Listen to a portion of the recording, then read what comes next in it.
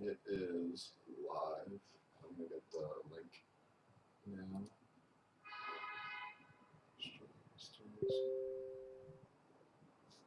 Tweet it out? I'm not sure if this is the link or not. It says we're live, but it says here that we're starting soon. See, I'm not gonna do any of that. I gotta start making my own blog. It says we're live. Trading. Yeah, we are live. Okay, sorry. We are broadcasted now. Tweet it out? I'm not sure if this is the link.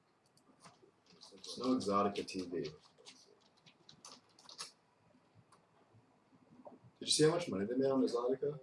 They made it like bandits being camgirls. Well, no, I was there the whole time. I don't know how much they They made. made it like bandits. Yeah, no, I know. And I was talking to you. You thought I was Bruce. I was treating at you. was that Bruce? Was that you? That was me. Yeah. Oh, that was you pretending to be Bruce? Of course it was. I didn't believe it was Bruce, I but know. Unconfirmed.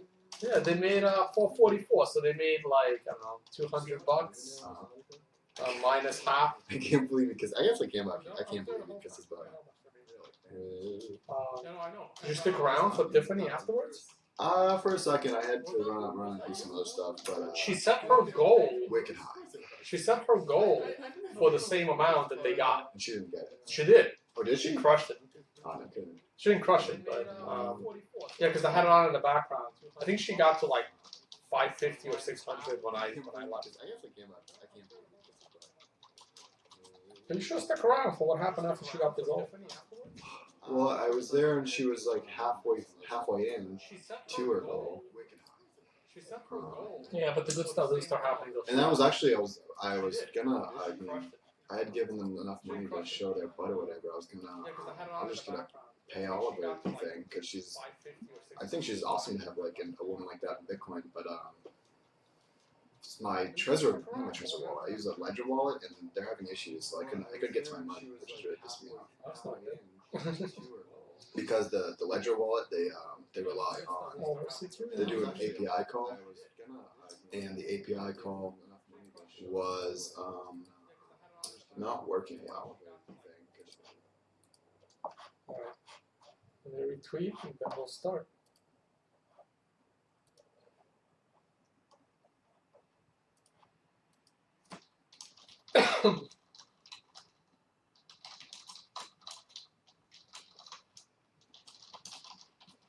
Oh, did you see that picture of what Republicans did with Trump's wife? I saw it was like Put it in the dojo.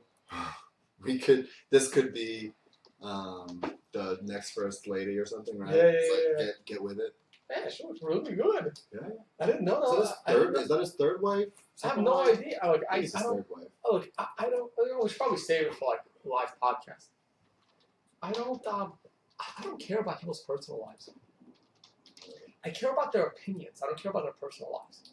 So you would have. I care about what they think, not what. I mean. Did you see Rob Ford died? That's a shame, but did you see that? Somebody mentioned it to me. What did he die of? I have no idea. I mean, probably heart attack. Or something.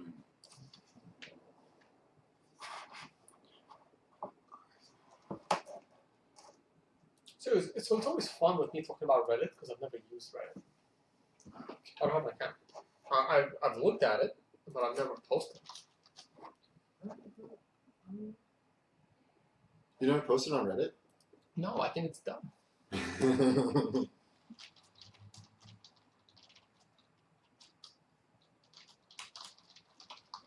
I think it's overload of information.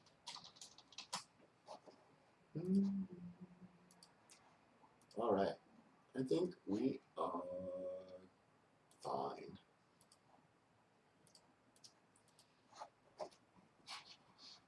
Why did you put the chat? Which chat? No, I mean no one's talking about some chat. Do you want to pull it back up? No, it's fine. That's I mentioned like the date for the recording because it gets posted, a few days later. It's Transactions episode 5. Right? Yeah, it's 5. You're a little neurotic podcaster. Yeah. Nah, because I got like I don't know. I'm just like very anal about like timelines, and continuity. So like if I start watching a movie like 5 minutes in, I wouldn't watch it. I'd wait and then. Oh man, I can totally bail on a movie, no problem. Hmm? I can totally bail on a movie, no big deal. No, not bail, but like start like nothing again. Like wouldn't be ready. All right, welcome back. This is I'm gonna start over. On my phone? That's Make sure your mic's on. it. Welcome back to episode 5 of Unconfirmed Transactions. I'm here joined again by Tone Base, who may be a more permanent fixture of the show as we move forward. You know, local New York. Well, I'm not local to New York, but I live in New York now. But you know, the New Yorkers of the world have to unite against the evildoers in Florida. There's just this mastermind group in Florida that I think we can take on. I think if we do enough work, we can build our own secret society here. And, you know, maybe we'll go nuclear at one point. We'll try harder on that, you know, but we'll see. But today we're talking about elections, and we're going to talk about censorship, and we're going to talk about voting, and all the things that come out of that. So, you know, welcome. Hey, thanks. Glad to hear it. Might be might have a permanent little battle here. It's not often New York versus Florida face off. I think the last big rap battle was, what was it? Oh, you're not a New Yorker, but it was a Big Pun against Fat Joe. But other than that, You're dating yourself, John. Yeah, I am dating myself. Damn, that's not good. But all right, so our main topic for the day will be censorship and voting. And some developments happen within the Bitcoin space, and then we might get into the political space. But I'll let Dan introduce that one. Yeah, I'm sure everyone who is on Reddit, and if you're listening to this, you're probably on Reddit all the time, checking out our Bitcoin. Whatever you think about censorship, there, it's always a good stream of info. Tone doesn't believe that, but you know, Tone is a contrarian. I really am like across the board. Like well, everyone knows Reddit. Well, not Tone, because Tone does not have a Reddit account. I read it occasionally. I see it as an overload of information. And some of the debates over Reddit I find incredibly, well, not incredibly, but I find kind of frustrating. So it would be good to talk about some of them. But you actively participate in a lot of the communities in different ways. It's not like you're not a community participant. It's just like that's not the kind of like the nature of Reddit. It's a bad format for you. Correct. Yeah, I'm just not a fan of the Reddit vibe, I guess. So that's not a medium for me to, I guess, be a staple of. And I kind of think the same thing for Medium. I'm not a fan of Medium. Oh, I hate Medium. I think Medium is like for CEOs to like tell people what they think. It's like exclusively like CEOs, CTOs, whatever. It's like tech. It's like a live journal for tech companies. I see it differently. I see it as you want to say something, but you're too lazy to get a website. That's also true. Yeah, that's kind of like I see it. And right. And for me, if you're not going to make an effort to have your own website, then I really don't think you have that much important things to say. Oh, that's a good point. Or if you have a company, like I don't understand how CEOs, why are they on Medium? Why can't your website of your company have a blog section? You should definitely have a blog. That'd be way better for their company to have the branding there, for sure. I can go on with complaints about Medium. Also, if you're not signed up for Medium, you can't really read all the articles either of people.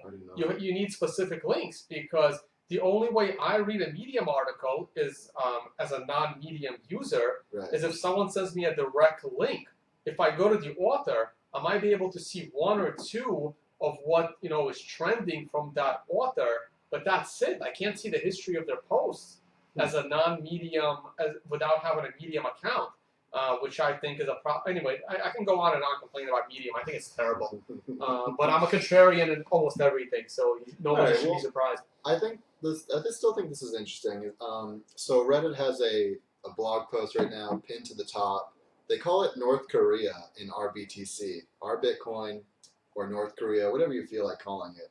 There's a post that came out. A guy did some analysis of, he wanted to see, is there vote manipulation going on? So he watched for people when new comments came up. He looked, how quickly they got upvoted or downvoted. Like he looked at like the first minute of their existence, and most comments in their first minute of existence don't get anything, any activity. But he found that on our BTC, or our Bitcoin, I mean rather, that they get upvoted and downvoted pretty regularly. And he found a list of users who are being actively targeted, essentially, for downvotes or upvotes. And it's not like some upvotes, some downvotes. It's either all downvotes or all upvotes for these people.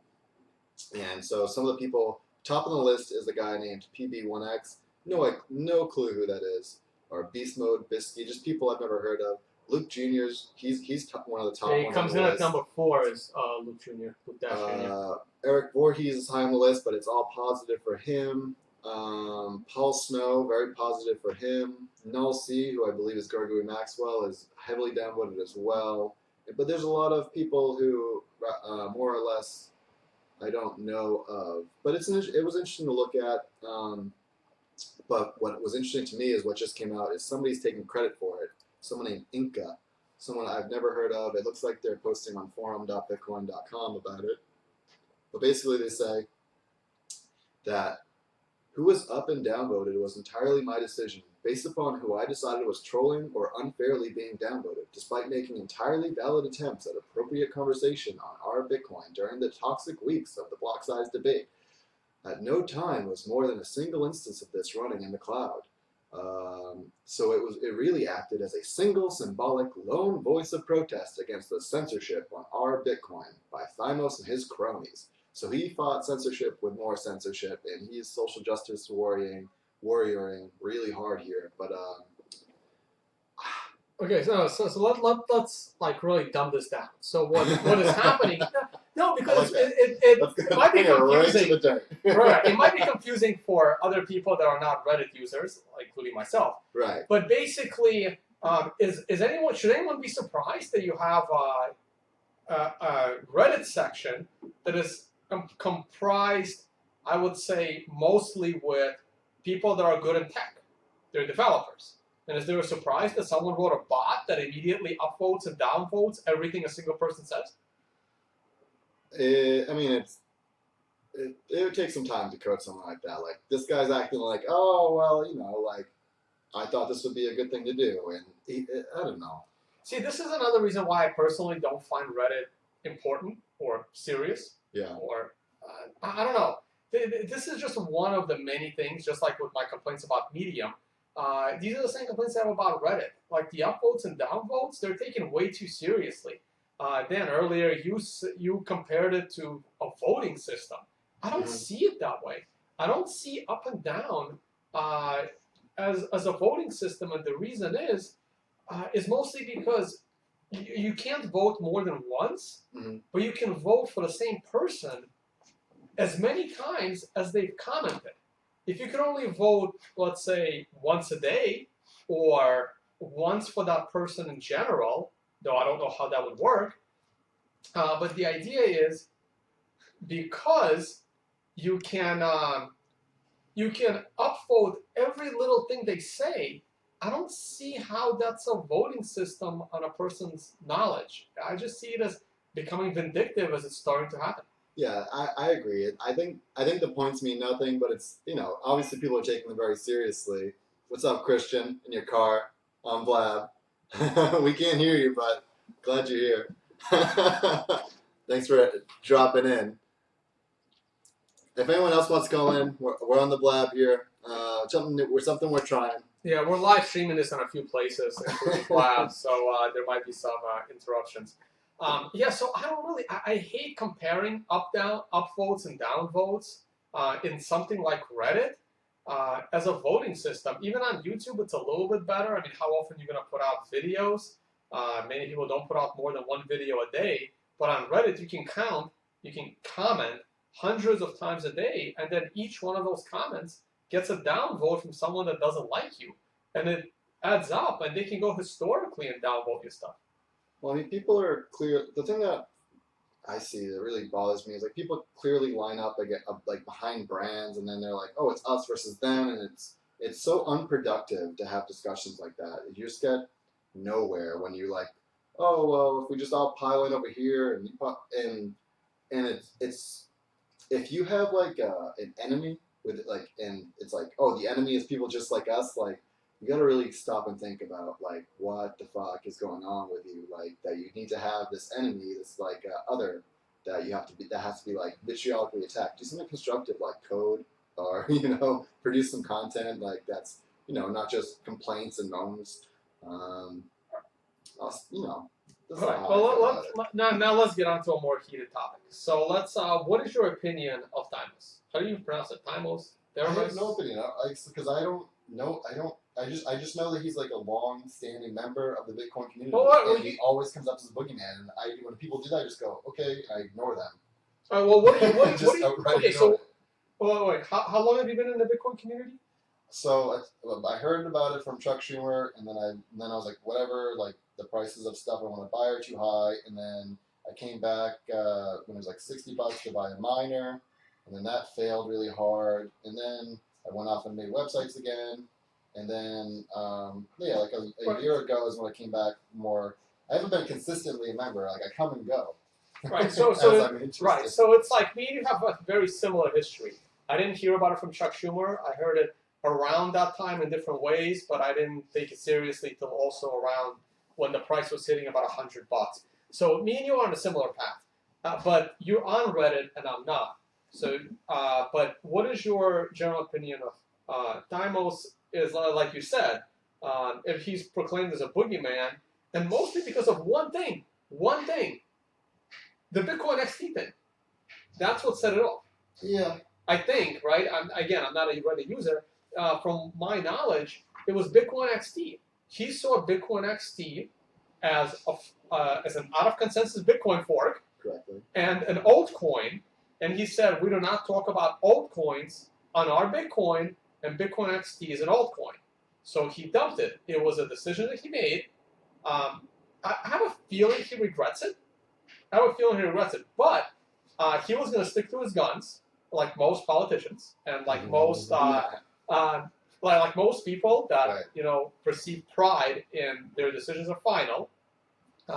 So I think he doubled down and argued, and then it just snowballed from there. I think it was just this one decision that caused it, and I think it's unfortunate. I don't have a problem with Timos, and I would have rather have him keep that Bitcoin XT discussion on our Bitcoin. But just because he didn't, I don't think that one decision should invalidate everything that he actually has done. Yeah, I agree. He made a mistake. I mean, so the whole thing, it's like Barbra Streisand. If you say something's taboo, you actually create more discussion about it. Like, and if he had just let the discussion happen, it's a bad idea. It would have fallen on its face by itself. And it's now they can say, oh, the reason it didn't take off is because there's so much censorship. And that's what they're saying right now. Oh, Bitcoin Classic's not taking off because there's so much censorship. And they're doing like really crazy things with the cloud, Amazon. There are all these nodes that are being spun up to support Classic and like cast votes.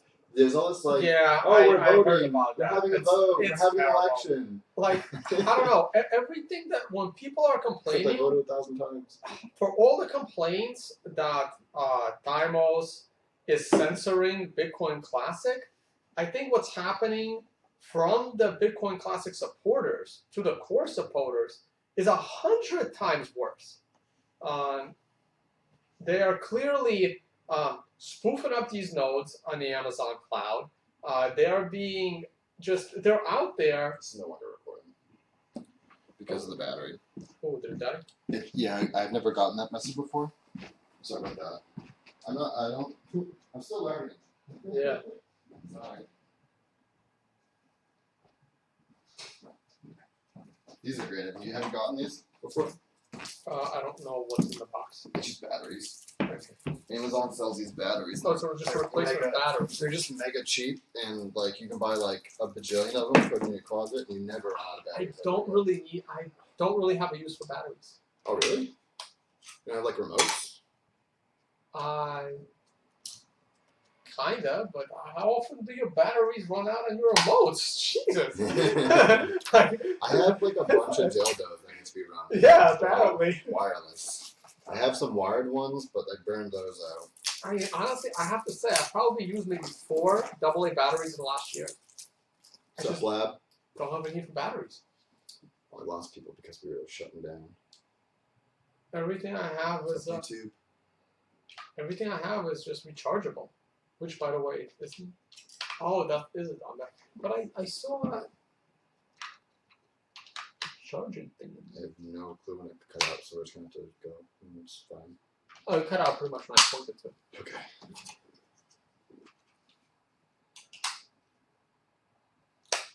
Yeah, I think we need to get this a little more interesting. Let's get into the classic versus core debate. Okay.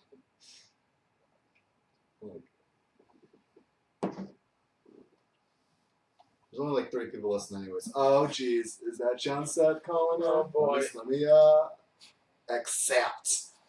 You are accepted. Check. Hold on, let me Oh boy. let me turn up the There volume. he is. Can you say something? Are you in the shower? Oh, I can't hear him. Can't hear you.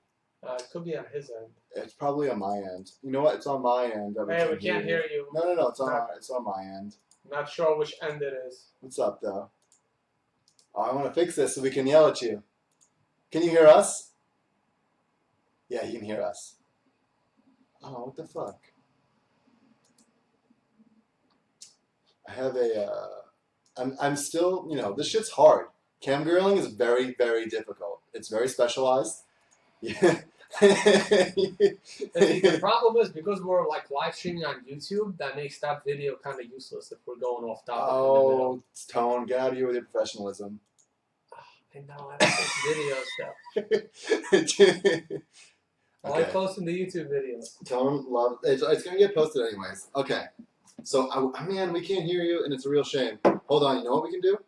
We can hear you. I can become a viewer on the other TV. Oh yeah, we're gonna. Give us a minute. We're gonna pull you in. We're gonna make a discussion with you. Okay. Yep. So 5. I should be able to hear him on this TV.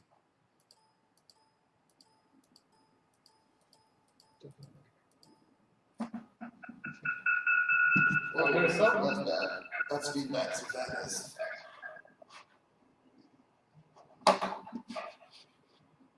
You know what? Fuck it. Nice coming in. It's fine. It just didn't work. Alright, let's pick this up. We don't have the technology to do that yet. Yeah. Sorry. Sorry we don't have the technology. I was calling back.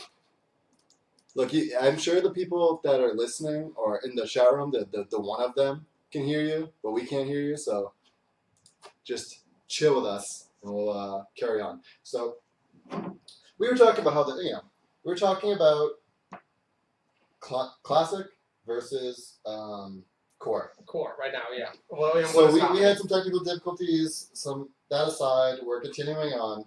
But so here's how I see the classic versus core thing. I see hardworking people in core keeping their head down and just being smart.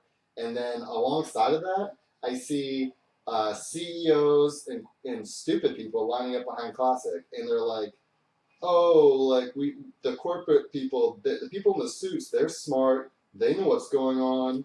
And then if you want to see a really great video, you should check out the Blab right now because it's getting hot. But aside from that, Tone has a really kick-ass video that everyone overlooked. He was like, Dan, you have to watch this video. You have to watch this video. And I went back and I watched it.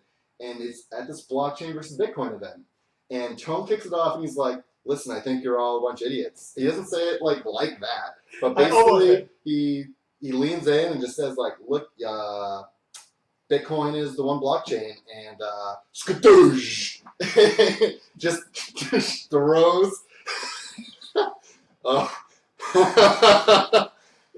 we can't hear John Seth, but he's speaking with his body because he's a delicate rose. Beyond that, though, tell me how, because you've been saying in the chat lately, like, you just stopped giving a fuck. Like, we see that John Seth and Chris have gone beyond giving a fuck, and they're just telling people, like, here's the deal. But you're doing that also, and it's a hard thing to do, but what has it gotten to this point where, you can just go in front of these people who are serious people in a serious audience, in a serious venue, and you just tell them this is what it is, and then the people next to you, like the guy from Tendermint next to you literally said, blockchains are cheap and easy, everyone can spin them up right now, this is the thing.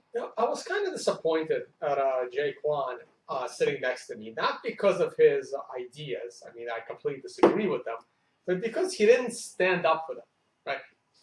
He didn't try to pick an argument with me at all.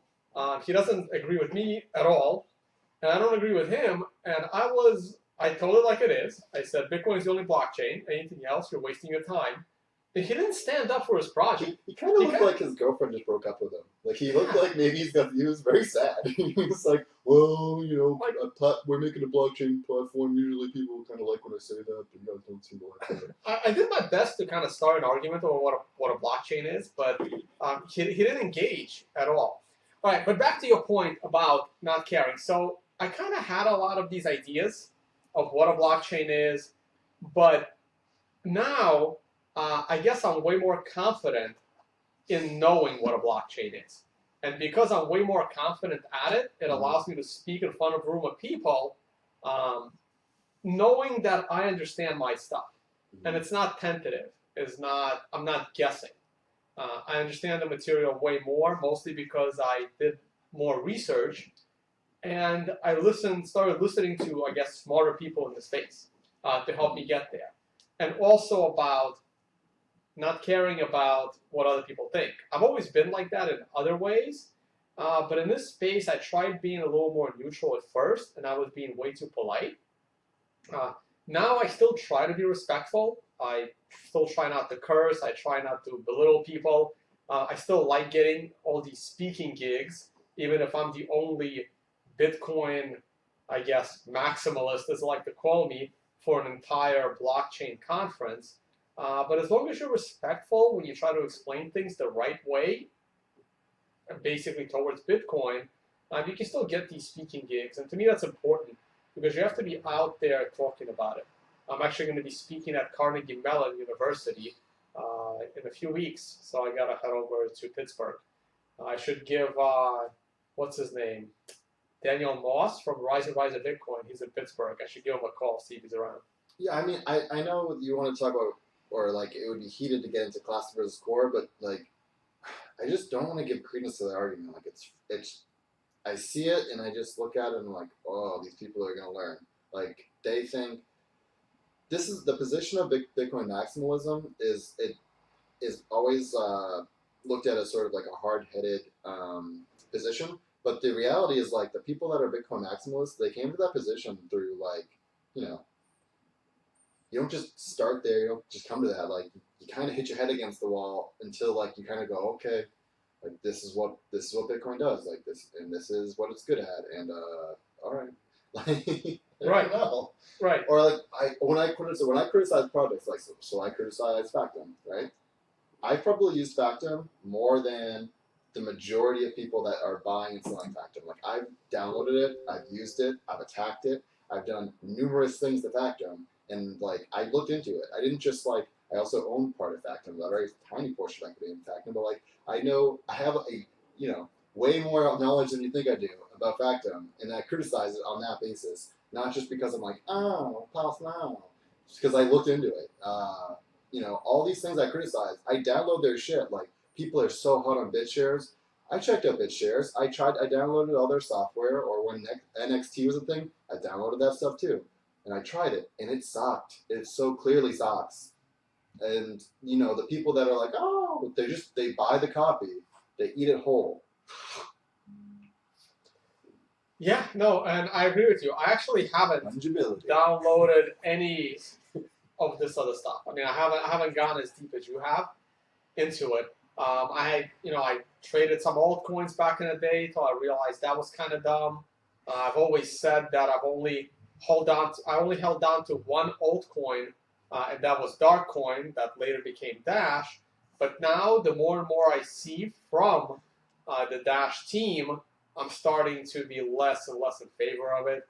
Now that I know more information about the pre-mine and how Evan Dunfield, what's his last name? I don't remember. I don't know. I guess the creator of Dash. They covered that in the last Bitcoin Uncensored show, how the guy just like said like, "Yep, I did that. I Like did on the show." right, I heard about their Instamine, but I didn't know it all went to one person, and that person was the guy that released the code. So I didn't have that piece of information until recently. So I was always more lenient towards Dash, but now it falls right into the bin with everything else. So I don't know what I'm going to do with the ones that I have. Hey, they're going up in value. I'll just forget about them, and I don't know. Should probably get rid of them. Are you holding some Dash? I'm holding some Dash, but I've had it for. I got to figure out where the hell it is. Dash Well, is that's about it. Skepticism is awesome. What was the comment? So I hope this is recorded because John Seth has dropped in on the Blab, and we're not able to hear him because I am I'm not an audio visual engineer. But he joined us in the Blab, and he's such a bad cam girl because he took off his shirt. There's no money we can give him right now. He's making us like signs for free. He doesn't even know how to profit on these things. Come on, how are you gonna live? And I've saddened him now. But here's the thing. Maybe John, since we can't hear you, maybe you could type. But look, here's the thing that I want to talk about. That's gonna bring it back to voting. But have you seen that Ruben is talking about putting a voting system in the current party? I'm not super excited about that. I brought up, here's my debate about it. So I own 1,000 assets, but I own 0 XCP, because once I got all my assets, I sold all my XCP because I didn't see in the roadmap that we would have smart contracts anytime soon. So I dumped my XCP, I have my assets, and Ruben's proposing a system where if you hold XCP, you get stake, you get to vote.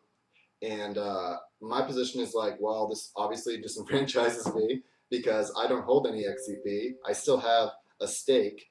I hold these assets, and I think voting is stupid. Like, why are you injecting? Like, why are you politicking here instead of coding?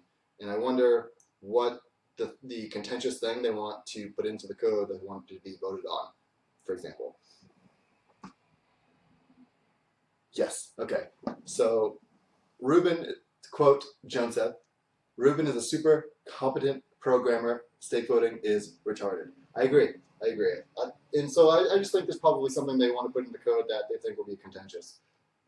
Anyways, but because this gets back to voting a little bit, but there's voting. So the people that are always talking about, oh, we need to vote, I'm always very suspicious because, like, for example, it's Brian from Coinbase. He wants to vote. Whenever people say, oh, we need to vote, it's usually because they feel like they can manipulate that vote in their favor. And they're not getting anything on. That's generally how I see it. Probably. And the thing is, in the Bitcoin space, I don't think you really need a vote because you need significant consensus. And if you need to vote, you're not even close to a consensus, right? You should know whether something is going to be good or not. Like, there shouldn't be a need for this vote. Oh, if it's 51% versus 49%, like in every presidential election, which we might get into later in this podcast. I don't know. Everything about what's happening with Classic just bothers me from the beginning. Well, here's my thing so in my opinion, with Bitcoin, your vote is buy or sell Bitcoin. If you buy Bitcoin, you're voting for Bitcoin. Okay, that's your vote. Like, imagine you have NASA, right? You don't vote on like the design of the spaceship or the lunar module or like when they launch. Like, no, that is not what you get to vote on. You get to fund NASA, and then like watch, and then the competent people, right? You get put into the fucking exactly. center. Let the smartest people design it, and that's it. I don't want to be. I'm not like a totalitarian or like anti-democracy, but like this is designed by committee is the worst way to design something. Worst way to design something. Oh yeah, no, I agree with you 100%. I'm sorry, I'm just reading the reason that I wish we could hear you. It sucks. I want to stake vote because we can. Yeah. Yeah, Sean is gay.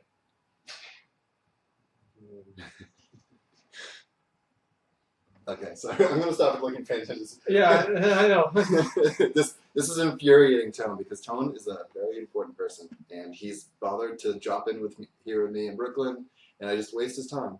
and it disappoints him. So now let me show you my map. Can you see my map? This is a map of the United States. These are the major ports. All the goods end up in warehouse in Chicago. Things are on a, let's call it just-in-time logistic thing.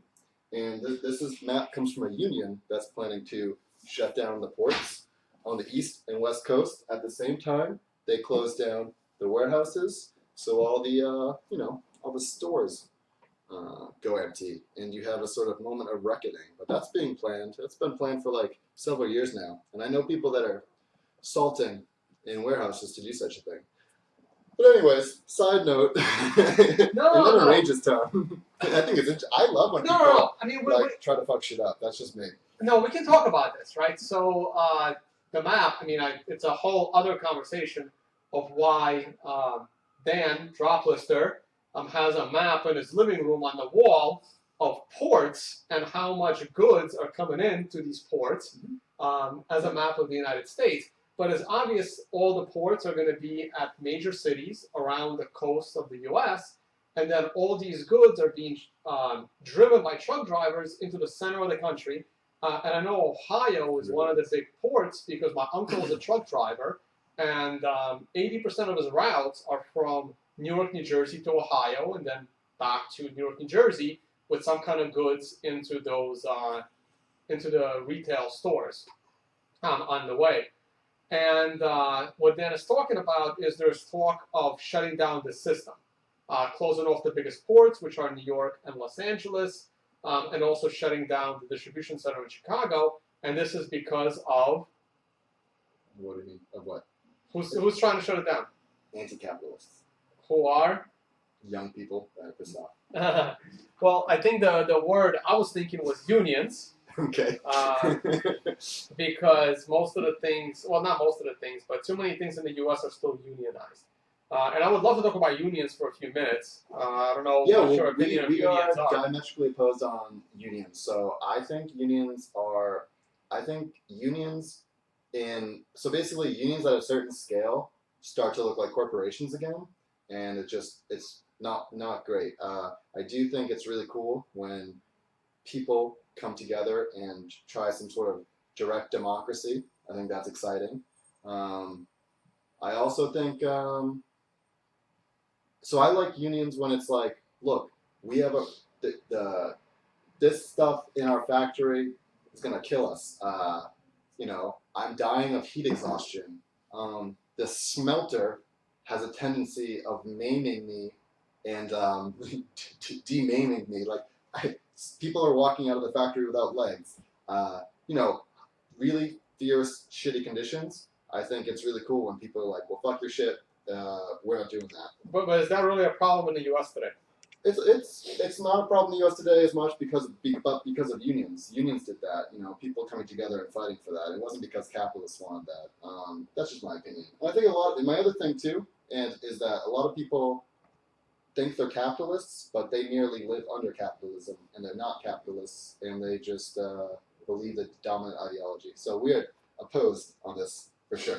Yeah, well, now I agree with you. I mean, you do need better working conditions, and one of the original reasons for creating unions was to have these better working conditions. Back when U.S. had a lot of mines and a lot of underground mines, which are pretty bad. Most of the mines today are open pit mines, which are significantly better. And there was a need at one point for that in order to improve working conditions. But what it has turned into is basically another extortion racket. I agree with that. I see that. And that's what these organizations have turned into, especially if they're wanting to close down the ports, because maybe at one point it was about working conditions, but today the unions are only about one thing, and that's money. Sure. It's only about money. The dues. And, well, not just the dues, but in general, right? The only thing they really argue is money and time off, which is, again, money. It makes it difficult for people to hire and fire, sure. And it makes it very hard for the company owner There are some very good books written about unions and what they do to the construction industry. Unions only represent like 6% of the working population right now. It used to be as high as 50%. So like they're not like if unions are ruining the country, like they represent like 5% of the workforce. Well, no, I wouldn't say they're ruining the country. It's a very small portion because there's been so much fight back against unions. No, I don't see them as ruining the Here's the thing: the country until they shut down the truck driving business. It's not. I mean, this is produced by a union, but I promise you, the people that are talking about doing this are like, they like unions because they fund them, but they're anarchists for sure, like communists, socialists. You know, people. I wouldn't call them anarchists. They people of all types. But yeah, no, I don't. Like I said, I don't think unions ruin the country. I think unions ruin the lives of 80% of the members that pay their dues. I think they make it a lot harder for them. But again, that's just an opinion. I've never worked in a place. I mean, I was a high school teacher, but for a private school, which was bad enough. So I've never actually participated in a union, and hopefully never will. Yeah, I guess I could. So I have I guess I have a Marxist viewpoint of the world, and basically after the World War, you have the wars and a lot of production, and you have a lot of wealth concentrated in the U.S. and the U.K. and countries like it, and they're doing really well, but everywhere else outside of the U.S. is doing really shitty because of that's how resource extraction and etc. and colonialism. I don't know if I agree with that. Well, let me play out my view of the world. And so you have in the 50s and 60s, you have like people making like really good wages doing auto factory work, stuff like that. And then around in the 70s, they start realizing like, okay, like also in the 60s, we're putting men on the moon. Like, it's not like it was impossible to do that in the U.S. So you have like this period that's pretty awesome. And then in the 70s, people start realizing, okay, like wages are really high, quality of life's good, but you know how we make more money? If we send the jobs overseas. So you have capital, which is very easily moved, that moves into these other countries, and they start setting up their factories there. But here's the issue of capitalism right now, is that when you start moving your factories and jobs overseas, the people that used to buy your product in these countries, the first world countries where there used to be high wages, now can't buy your products. So you're making more products, but you have people who can't buy your products. And so capitalism is constantly in crisis, and it's always in crisis. It builds crises because it needs crises. You either need to have a captive labor force or insecure labor force, and that's the basis of the system. You can't have a stable capitalist society because a stable capitalist society just falls on its face and dies. It always has to grow or be in crisis. Well, I disagree with that part. Not has to grow or be in crisis. It's just a business cycle. It has ups and it has downs. You can call it that. The ups are always bigger than the downs, always. And but I don't agree with what happened with the jobs. It's not that they wanted to make more money. It was just more efficient. If it's more efficient for your business to send these manual labor jobs overseas, that's what a business is going to do. And one of the ways to help it is to either reduce wages here, but mostly it was the benefits. It was the benefits and the pensions that people were demanding. And again, the U.S. higher standard of living had a lot to do with it. But again, this is one of the contradictions when you say, oh, all of these other places are so poor and the U.S. is rich, yet the U.S. is sending them our jobs. And this is the reason why a lot of these third world countries have a much higher percent increase in their standard of living than us. So yes, we're still the richest nation in the world, but these third world countries, they're coming up real quick. Yes, they have a really low bar that they started with, but they're coming up real quick. And I think China is going to surpass the U.S. within 20 years. And guess what? China is going to have to ship their manufacturing jobs somewhere else. Vietnam, Myanmar, Africa. China is going to get out of that also. Not tomorrow, not next year, But in 20 to 30 years, China is going to go through the same thing U.S. did. And I also have no problem with the U.S. sending these jobs overseas or having them replaced by robots. No one in the U.S. should be doing manual labor at this point. With the amount of technology that we now have, and with the cheaper labor overseas, there shouldn't be any manufacturing jobs here. They should be done, again, if the quality is held up to par, they should be done with the cheapest labor, and the people in the U.S. should be specializing into non-manual labor jobs. And if the population in the U.S. is too high, then the population will decrease to adjust for that. Okay, there's a lot there. I don't think China's gonna blow up the way you think it is. I visited China. You can't breathe the air in Beijing. You have to drive 5 to 6 hours outside of any major city to see blue sky. It's a really shitty place. Yeah, but I'm sorry. And they're not ramping up. They're having a slowdown right now because they can't sell their goods to people in the U.S. who can't afford them.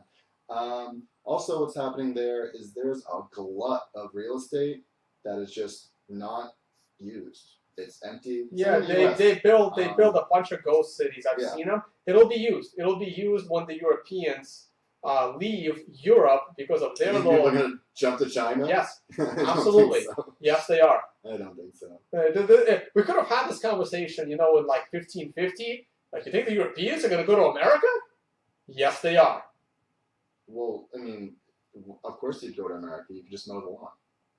Well, right, and China has mowed the lawn for you, and even built you cities for you to move to because they're empty. Yeah, with an infrastructure because they know it's coming. They're not idiots over there. I know they're not idiots. I've been there, but it's a weird place. So like they're kind of proving that capitalism doesn't need democracy. You can have an authoritarian capitalism. The American dream is sort of like, oh, capitalism and democracy go hand in hand, but the Asian tigers are proving that you can have an authoritarian capitalism. It was already authoritarian. So you're saying that people, like, obviously businesses move overseas, okay? But if people in these factories had a choice about like whether or not their job would get outsourced or a vote in that, they wouldn't have outsourced their jobs. That only is allowed to happen because they have shareholders that can say, okay, here's what we're going to do. But it's like 1% of the population that controls 75% of the shares. Okay, but the same thing is going to happen in China. Radically sort of like unfair system. But the same thing is going to happen in China, right? I mean, are they going to ask their labor force, do you want to get rid of all these, jobs making batteries? They're not going to have a choice. Those jobs are going to move. And on the pollution side of things, have you been to LA? LA, no. Never been to LA. Okay, I actually haven't been to LA. I've been to California. They have smog issues though. Yeah, but it's so much better than it was 20 years ago. Mm-hmm. I remember about I'm about to give away my age again. Back when I was studying geology, we've had so much on the topic of pollution in LA. LA was terrible for pollution. That's why their gasoline was so high as well. And right now, as far as I know, LA is getting significantly better, if not almost back to what it should be as far as pollution goes, mostly because eventually you clean up the air. So that's what I'm saying about LA. China's going to have the same problem. China's going to have the same solution to the problem in that people are starting to get frustrated with the pollution in Beijing, maybe in Shanghai as well. I haven't been to those places yet. I've only seen pictures. But it's going to change. Pollution is temporary. I don't want to get into a climate change debate, but pollution is temporary. It's a problem. It's a technological problem that could easily be resolved. Yes, it'll take 10 years for the air to get cleaned up, 10 to 20 years, but it will get cleaned up because those manufacturing jobs will leave China as they become more of a service economy, like the U.S., and less of a manufacturing economy. But if you just move the pollution, you don't stop anything. It's just more pollution somewhere else. Well, I wouldn't say more, right? Because with every decade, technology allows you to do things more efficiently. So yes, the pollution will move, but the next place it moves to, it will be less than it is in Beijing now. So here's the thing. I don't think there's a market-based solution to the pollution issue. I think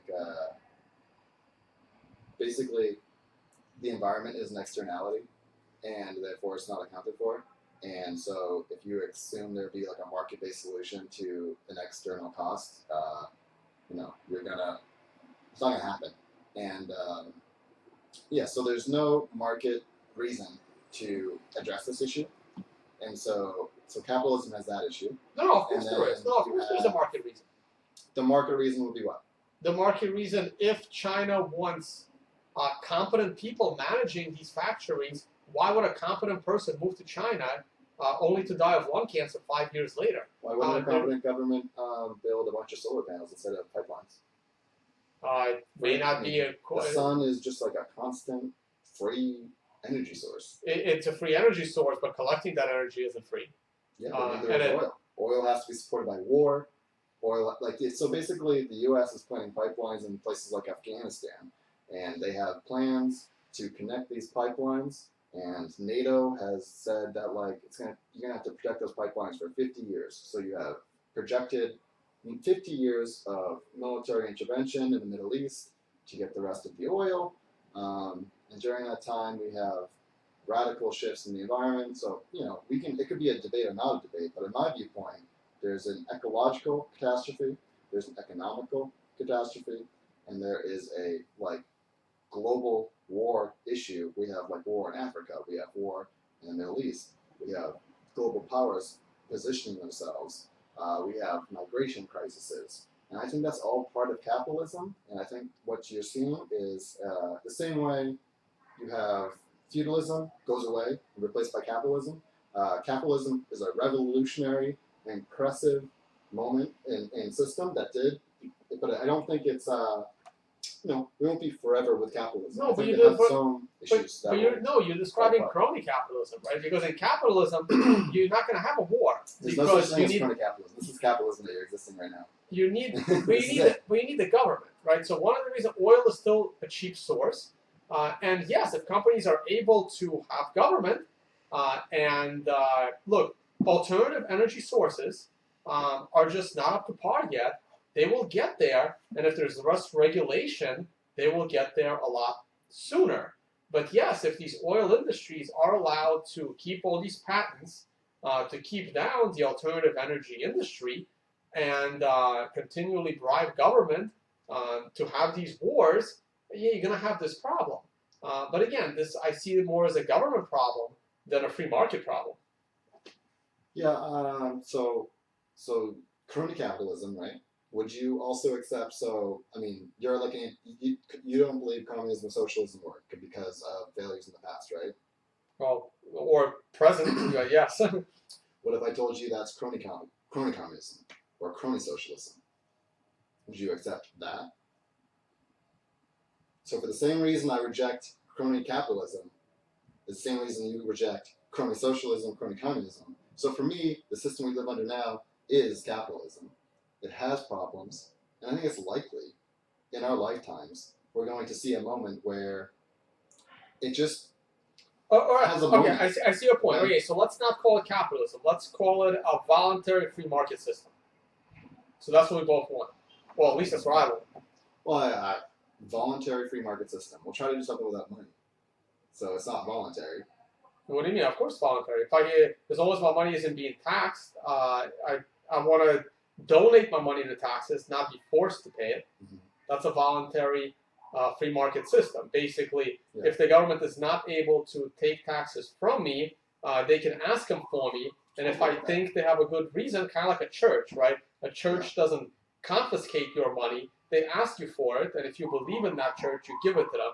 So that's how I want the tax system to be. And then there should be less wars, at least in my opinion. Mm-hmm. So I'm very skeptical of all the ideas. So I agree with you there. So there's people that I look into, and they have these ideas, and I'm like, okay, that's interesting. And then they advocate for a bigger government. But the bigger governments that I've seen, they love to drop bombs, they love to aim guns, they love to spy, and so they expect, if we just took control of the big government and then made the big government do better things with the money, we'd get better results. Which to me seems like a pipe dream. Yeah, I agree. So it seems and then I don't also agree with some conservative positions about small government in that like there are services I think the government should provide. So I'm always like shopping this sort of ideological spectrum for like the right answer. But I do think at this moment it is important to like, it's probably better to starve this government of money and shrink them forcibly. But I think that the resources will probably go only to war and like shitty things at that point. I agree with that. So here's the problem. Does Bitcoin have a solution? I wanted to kind of inject Bitcoin for a second. No, I do think Bitcoin has a solution. Because in a far future, okay, where somehow Bitcoin is taken on and we can have a lot of money in Bitcoin, more than we do in fiat. You do have to get my acquiescence to pay. Like if the government's offering me good services I want, I'm willing to pay for that. Right, exactly. So I do think Bitcoin is a solution, and I agree with you. If you starve the government, the current government, if you starve it for money, you got a problem, because then you're going to have what happened with the government shutdown. What the government will do is, if they get less money all of a sudden because of the kind of boycott, what they will do is they will just cut services that you need, which is like 5% of what they do for you, and they will retain things like war and full blast. They're not going to cut those. And I think Bitcoin does have a solution, and it's a two-pronged solution. Obviously, you need a complete revamp of government. I do believe that some government services are needed, but I believe these should be the services people volunteer their money for, because these services are needed. And I always hate these arguments over tragedy of the commons, which I really don't want to get into. But so the reason why I see Bitcoin as a solution is because of its public blockchain. So you know where all of the money is moving through. And in order to run an honest government, as contradictory as that sounds, what you would need is something like the Bitcoin blockchain, where all of the revenue that is going to the government is on a public blockchain, where any competent developer can just track the money from start to finish.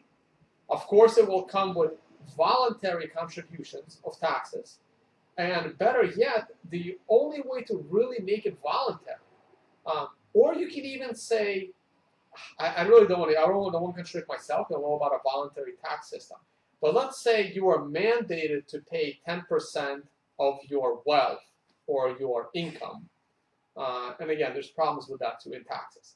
I would be okay if I was even forced to pay a small amount of taxes, but I had full designation as to where my tax money goes, like my 401k plan. That makes sense. I can see that. That's cool. Yeah, you get to allocate it. I get to allocate it to the service to the government, to the services the government wants to offer. I get to allocate. If I want to allocate it to the service of war, I will allocate it to the service of war. You would also separate offense from defense in this case. I hate the fact that we have the Department of Defense, which has war, straight out of the 1984 playbook, but not out of their playbook. I guess he just It's a really complex world. Yeah. So that's a couple of things. So one of them is all the money goes through the blockchain so that it's visible. And two, you get to allocate where this money goes. And I think under those two systems, you could have a voluntary tax system. How do you see us getting to a point like that? Right now, I'm optimistic, but we'll see. There's all these banks circling, and they're like really trying not to use Bitcoin. So they talk about their blockchain, and they're spending a lot of money, and I hear people within these organizations are spending a lot of social capital trying to make these private blockchains, other things work, these Fed coins, bank chains, and my POV, maybe like a last roundup point, is like they're going to fail, and one of these banks is going to realize okay, you kind of have to get into this Bitcoin thing. And then maybe there's like a chain event there. Is that because this is high speculation? How do we go to such a world like that? What does it look like? Where do we? Or is it like the government starts coming with guns and it's like, oh shit, I got to put my money to Bitcoin? There's a lot of things. I don't think the government will ever reform itself. There needs to be a complete overhaul, and I think it's going to come. in these first world socialist nations, mostly because they will default on their unfunded liabilities. They've promised too much. Is the U.S. one of those countries? Yeah, they promise too much. It's not the national debt, it's the promises. Like, think of Detroit. They promise too much. A lot of people from unions and the auto industry and the manufacturing, they were promised too much pensions. A lot of, like, Detroit has some of the highest paid teachers in America. They have some of the most lavish retirement plans for the police, and they just defaulted. They literally defaulted on the promises that they gave to the public sector or the private sector that was unionized and promised all these pensions, and then the car manufacturing moved to Asia. The car companies were no longer profitable. They had to default on a lot of those pensions. So imagine that across America, across Europe. And then when the new system springs up, maybe there will be a politician that will try to implement this, but I don't think you'll be able to change it from within. And Trump is not the answer, even though I find it kind of interesting what he's doing. We'll probably save the political discussion for episode 6. It's basically the same argument for gold that people make. It's like, if in uncertain times, maybe something like Bitcoin would be good. If there are uncertain times ahead, it'd be nice to have sort of like a, you know, I look like a normal guy on the street, but like I might have, like, in the cloud, my wealth. Right, and it'll be very important to protect this wealth. And it will be the people that manage to protect their wealth when the system needs to reform. These are the people that will try and recreate it, and it depends. And if a lot of these people have their wealth in Bitcoin, they might try to start a Bitcoin, monetary system for the country, but you need a lot more value on the chain. I mean, we're talking one Bitcoin would need to be worth tens, if not hundreds of thousands of dollars in order to even think about attempting something like this.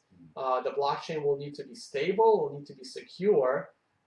It's like another thing I always say, how many people were quitting their jobs in the mid-90s in order to start an internet venture? And the answer is not many, mostly because how many people were waking up in the morning 100% positive that the internet will be there the next day? And the answer is, again, very, very few. Most of them had something to do with the internet or have been there for 3 to 4 years. Bitcoin is the same way. How many of us wake up in the morning and believe that the Bitcoin blockchain will be secure the next day? I do. Do you? I've been putting money into it. I feel good about when I put money into it. It's been battle tested. I mean, obviously it could have issues, but I mean, almost all the issues that I foresee, whenever people bring them up, I'm like, oh, it would not die if that attack happened, and it would just make it stronger. That's almost like all the attack vectors that people talk about. I'm like, oh, well, if that happened, like, it doesn't die, it gets stronger. Always. Well, right, but what's your 24-hour confidence level of Bitcoin surviving? Just 24 hours out. I sleep perfectly well. Perfectly well, right? But how many? Well. Right, but a lot of people don't, right? Oh, yeah. But on the internet, how many people do you say wake up in the morning, 100% sure that when they walk through a computer, their internet would work? Perfectly sure. Everybody is, right? Well, I think we've been talking for a while. So, like, one of the things I want to just preview is I think I'll be speaking with Dante as a Blab about domains. So if you have a specialization in domain names, I'd love to bring you on for that. Symbolics.com is a domain name that's been registered since 1985. So that's 31 years somebody has owned Symbolics.com. And we're in year 7, and Tone talks about how no one cared about Bitcoin for 2 years. So, like, we're 5 years into Bitcoin. We're going to have decades more of Bitcoin. It's a lot to look. This might be the most boringest time of Bitcoin we find out in the future. maybe. But yeah, I do see it that way. No one cared about Bitcoin for the first 2 years. And again. And hopefully we'll also be talking to Brittany Benz. If we can arrange it, she tells me she's going to be in New York in the next week or so. I'm hoping to speak with her in a hotel. I'm hoping to speak with her at Tone. So that's sort of the preview of what's happening. Yeah, that should be fun. I don't know if the show was shit or what, but thanks for tuning in anyways. All right, thanks guys. Thanks for having me on. I think we had some good economic discussions. All right, later. Bye-bye. definitely politics to get someone's heart going. Yeah. I gotta.